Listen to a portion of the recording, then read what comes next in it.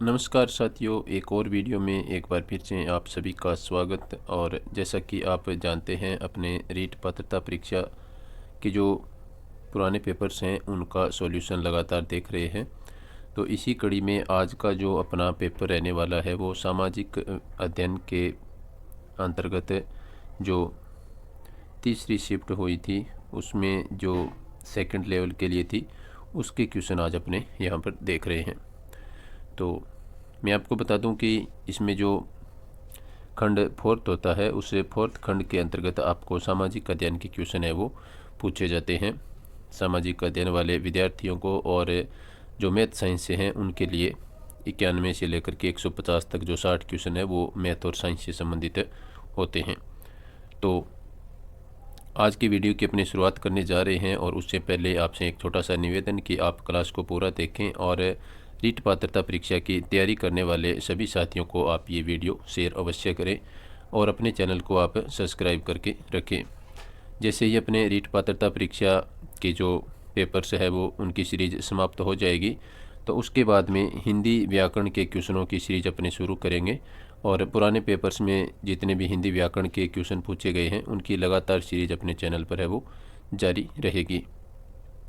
तो आइए शुरुआत करते हैं आज के वीडियो की और देखते हैं आज का अपना पहला क्वेश्चन।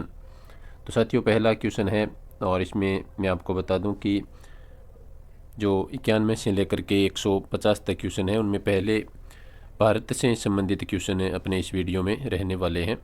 तो 91 नंबर क्वेश्चन आपसे पूछा गया है, मैक्सथनीज ने मौर्य प्रशासन में सैनिक गतिविधियों के संचालन के लिए कितनी उप समितियों का उल्लेख किया है। तो काफ़ी महत्वपूर्ण है। मैक्सथनीज का जो मौर्य प्रशासन है उसको आप अच्छी तरह से पढ़ें। यहाँ से बहुत चांस रहते हैं क्वेश्चन पूछे जाने के, जैसा कि यहाँ पर आपके सामने क्वेश्चन है वो देख रहे हैं आप। तो इसके लिए इन्होंने साथियों 6 उप समितियों का उल्लेख किया है। तो बी ऑप्शन यहाँ पर आपका राइट आंसर रहेगा। नेक्स्ट क्वेश्चन देखिए, गुप्त काल में ब्राह्मणों को जो भी भूमि दान दी जाती थी उसे क्या कहते थे। ये काफ़ी महत्वपूर्ण क्वेश्चन है और रीट पात्रता परीक्षा 2022 में ये क्वेश्चन शायद 2 शिफ्टों में सेम क्वेश्चन है वो पूछा गया था। तो मैं आपको बता दूं कि ये क्वेश्चन है वो रिपीट होते हैं। तो आप पुराने पेपर्स के इन अपने वीडियो को आप जितना हो सके उतना देखें, 1 बार 2 बार 3 बार। तो यहाँ से आप मान के चलिए कि 3 पेपर्स में अपने 180 क्वेश्चन है वो कर लेंगे SST के। तो मान के चलिए 180 क्वेश्चन में आपको 5 से 7 क्वेश्चन है वो हूबहू देखने को रीट पात्रता परीक्षा 2025 में मिल सकते हैं। तो क्वेश्चन है अपना कि गुप्त काल में ब्राह्मणों को जो भूमि दान दी जाती थी उसे क्या कहते थे। तो साथियों उस भूमि को कहा जाता था अग्रहार। डी ऑप्शन यहाँ पर आपका राइट आंसर रहेगा। काफ़ी महत्वपूर्ण क्वेश्चन है। तो जो ब्राह्मणों को गुप्त काल के समय जो भूमि दान दी जाती थी उसको अग्रहार कहा जाता है। नेक्स्ट क्वेश्चन देखिए, चालुक्यों की राजधानी कौन सी थी। तो ऑप्शन है मदुरै, अमरावती, परूंच और एहोल। तो साथियों चालुक्य जो शासक थे इनकी राजधानी है वो एहोल थी। डी ऑप्शन यहाँ पर आपका राइट आंसर हो जाएगा। नेक्स्ट क्वेश्चन देखिए, ख्वाजा मोइनुद्दीन चिश्ती की दरगाह पर आने वाला पहला सुल्तान कौन था। ये क्वेश्चन 2-3 एग्जाम्स में पूछा जा चुका है तो काफ़ी महत्वपूर्ण क्वेश्चन है। तो ख्वाजा मोइनुद्दीन चिश्ती की दरगाह पर आने वाला पहला जो सुल्तान था साथियों वो था मोहम्मद बिन तुगलक। तो यहाँ पर आपका सी ऑप्शन है वो राइट आंसर रहेगा। मोहम्मद बिन तुगलक है वो ख्वाजा मोइनुद्दीन चिश्ती की दरगाह पर आने वाला पहला सुल्तान था। चलते हैं नेक्स्ट क्वेश्चन पर और नेक्स्ट क्वेश्चन देखिए 95 नंबर क्वेश्चन, पोलज, परती, चाजर, बंजर भूमि के प्रकार किस काल से संबंधित हैं। तो ये बंजर भूमि के प्रकार हैं तो आप इनको याद रखें। और तो आपसे ये पूछा है कि ये किस काल से संबंधित है। तो साथियों ये जो पोलज, परती, चाजर और बंजर भूमि के जो प्रकार हैं वो आपके मुगल काल से संबंधित है। तो यहाँ पर आपका डी ऑप्शन है वो राइट आंसर रहेगा। नेक्स्ट क्वेश्चन देखिए साथियों, आपसे मेरा छोटा सा निवेदन एक बार फिर से है कि आप क्लास को लाइक और शेयर अवश्य करें और यदि चैनल पर पहली बार आप विजिट कर रहे हैं तो चैनल को सब्सक्राइब कर लें। यहाँ पर आपको बेहतरीन कंटेंट है वो दिया जाएगा खास करके रीट परीक्षा के लिए। तो इसी नाम से अपना टेलीग्राम चैनल भी है उसको भी आप ज्वाइन कर लें। JP एग्ज़ाम रिव्यू के नाम से टेलीग्राम में जाकर के सर्च करेंगे तो वहाँ पर आपको चैनल है वो मिल जाएगा।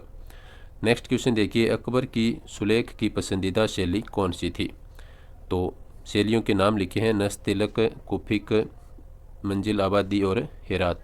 तो साथियों, अकबर की जो सुलेख की पसंदीदा शैली थी वो थी आपकी नस्तलिक। तो यहाँ पर आपका ए ऑप्शन है वो राइट आंसर रहेगा। ये नस्तलिक है वो अकबर की सुलेख की पसंदीदा शैली थी। चलते हैं अपने नेक्स्ट क्वेश्चन पर, और नेक्स्ट जो क्वेश्चन है वो है, द रिलीफ ऑफ लखनऊ नामक चित्र 1857 में किसने बनाया? तो साथियों, ये चित्र बनाया था आपके थॉमस जॉन्स बारकर ने। तो यहाँ पर आपका सी ऑप्शन है वो राइट आंसर रहेगा।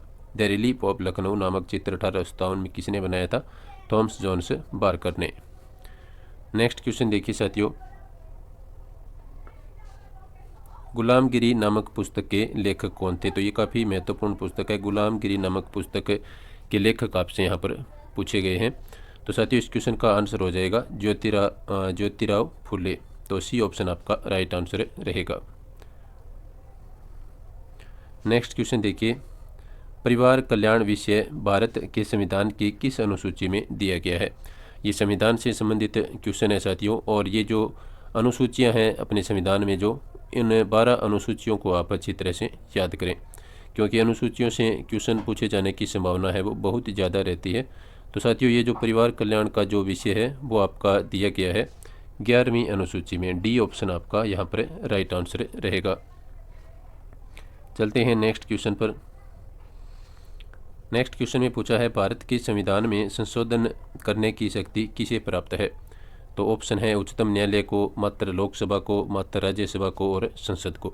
तो साथियों, भारतीय संविधान में जो संशोधन करने की शक्ति है वो आपकी संसद को प्राप्त है। तो यहाँ पर आपका डी ऑप्शन है वो राइट आंसर रहेगा। संविधान में संशोधन करने की शक्ति किसे प्राप्त है? संसद को। चलते हैं नेक्स्ट क्वेश्चन पर। नेक्स्ट क्वेश्चन देखिए, भारत में विधिक सेवा दिवस कब मनाया जाता है? तो साथियों, भारत में जो विधिक सेवा दिवस है वो आपका मनाया जाता है 9 नवंबर को। सी ऑप्शन यहाँ पर आपका राइट आंसर रहेगा। नेक्स्ट क्वेश्चन देखिए, भारत के संविधान की उद्देशिका में वर्णित शब्दों का सही अनुक्रम बताएं। काफ़ी महत्वपूर्ण क्वेश्चन है, बहुत बार ये पुराने पेपरों में पूछा जा चुका है। तो भारत के संविधान की उद्देशिका में जो वर्णित शब्दों का सही अनुक्रम आपको बताना है। 4 ऑप्शन आपके सामने हैं। तो साथियों, ये जो सही क्रम है वो आपका रहेगा न्याय, स्वतंत्रता, समता और बंधुता। तो ये आपका दिया है डी ऑप्शन में। तो काफ़ी महत्वपूर्ण क्वेश्चन है। तो भारत के संविधान में जो उद्देशिका है उसमें वर्णित शब्दों का सही अनुक्रम है आपका न्याय, स्वतंत्रता, समता और बंधुता। ये 4 है वो क्रमानुसार शब्द हैं। नेक्स्ट क्वेश्चन देखिए,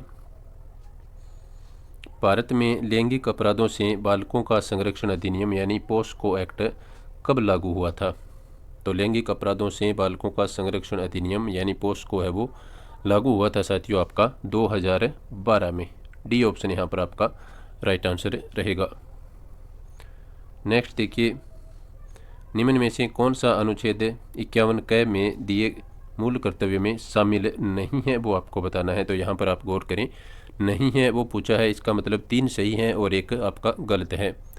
तो साथियों, यहाँ पर जो आपका आंसर रहेगा तो अपने ऑप्शन देखते हैं। करों का भुगतान करें, देश की रक्षा करें, सार्वजनिक संपत्ति को सुरक्षित रखें और वैज्ञानिक दृष्टिकोण का विकास करें।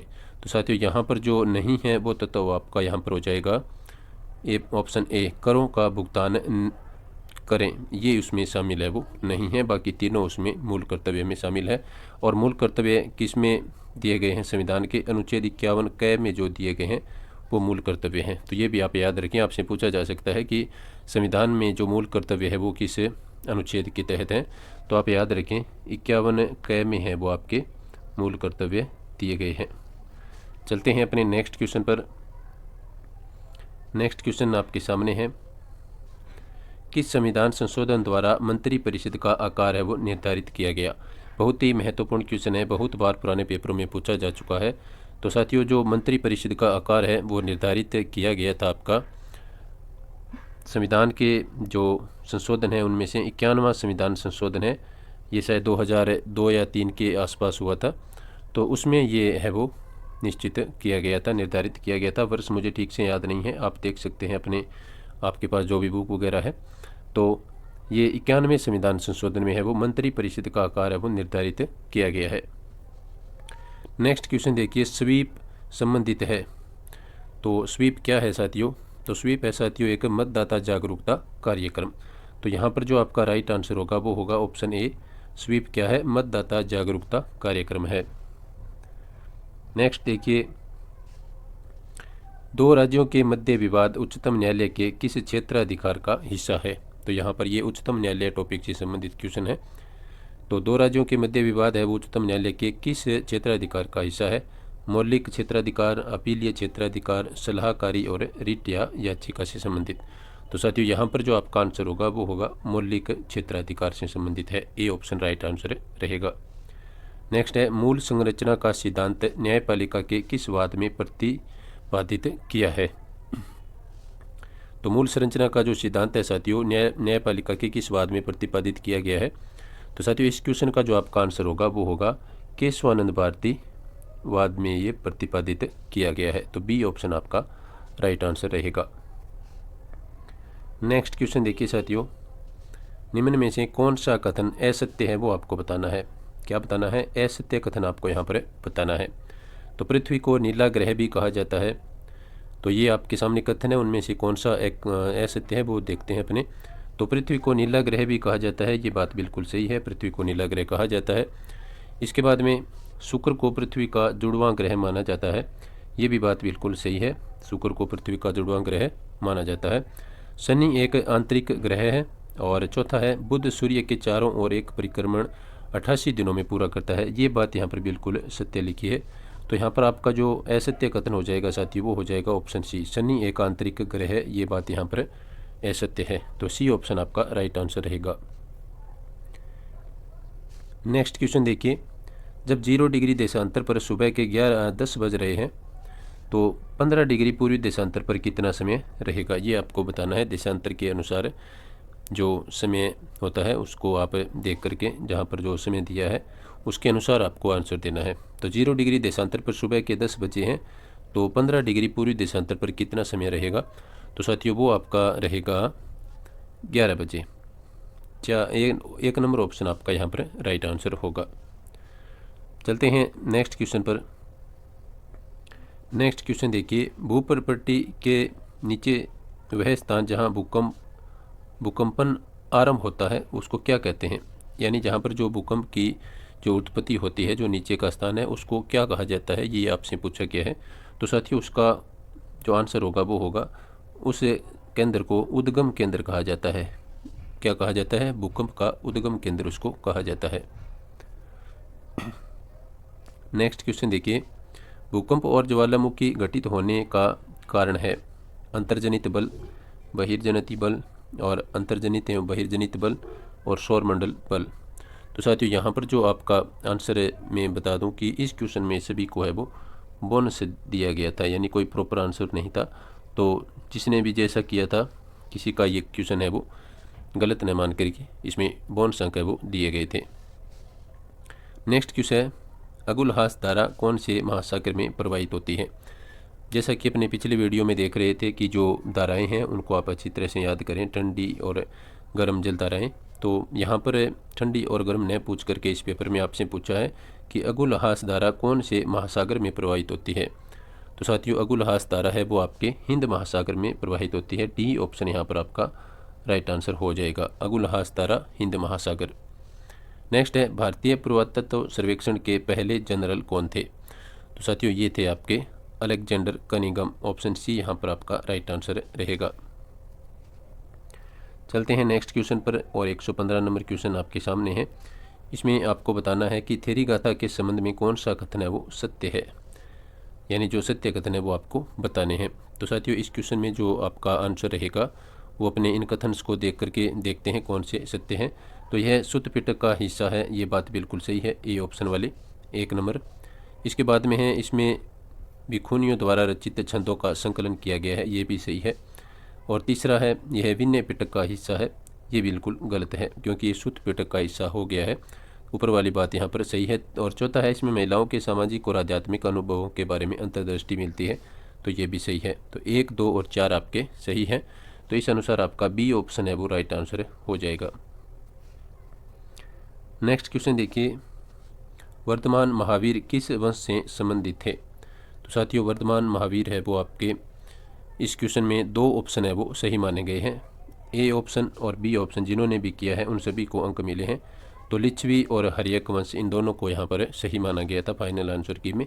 तो उसके अनुसार आपको मैं बता रहा हूँ। तो जिसने लिच्छवी किया है वो भी सही था और जिन्होंने हर्यंक किया था उनको भी अंक मिले हैं।